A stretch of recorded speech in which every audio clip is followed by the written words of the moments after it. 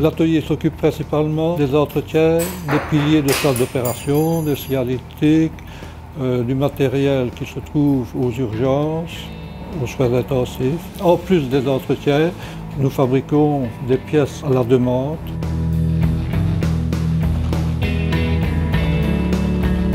On travaille surtout avec les chirurgiens, donc ils ont une idée ou ils ont un instrument qui n'existe pas dans le commerce. Ils nous disent voilà, on aimerait bien faire cette opération-là, il nous faudrait bien cet instrument-là pour réaliser cet acte-là.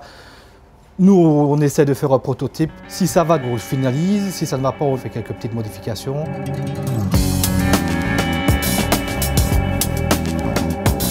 Par exemple, on a construit la table d'abdos qui revient au-dessus de la tête du patient, assez solide, avec deux grands bras pour pouvoir y mettre les champs opératoires. Des crochets pour pouvoir accrocher des petites chaînes.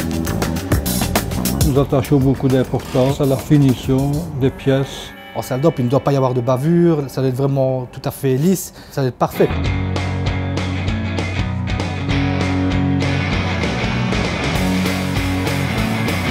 Voici quelques de nos réalisations. Ceci, c'est la pièce centrale d'une tétière crâne pour la neuro. Quelques racloirs, des écarteurs pour l'ORL. Voici un clameau complètement réalisé à l'atelier. Un appareil pour l'ortho, un pied de profondeur pour faire des mesures pour les broches. Une potence.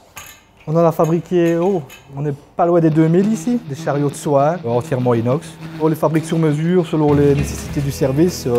On en a fait avec tiroir, sans tiroir, avec des supports poubelles, des supports de boîtes de gants. Comparément à ce qu'on peut trouver dans le privé, nous, notre avantage, c'est qu'on fait du sur-mesure. Donc la chef de service nous dit j'aimerais bien un chariot d'une telle dimension ou sur une dimension. On lui fait ce qu'elle nous demande, ce que dans le privé on ne peut pas trouver.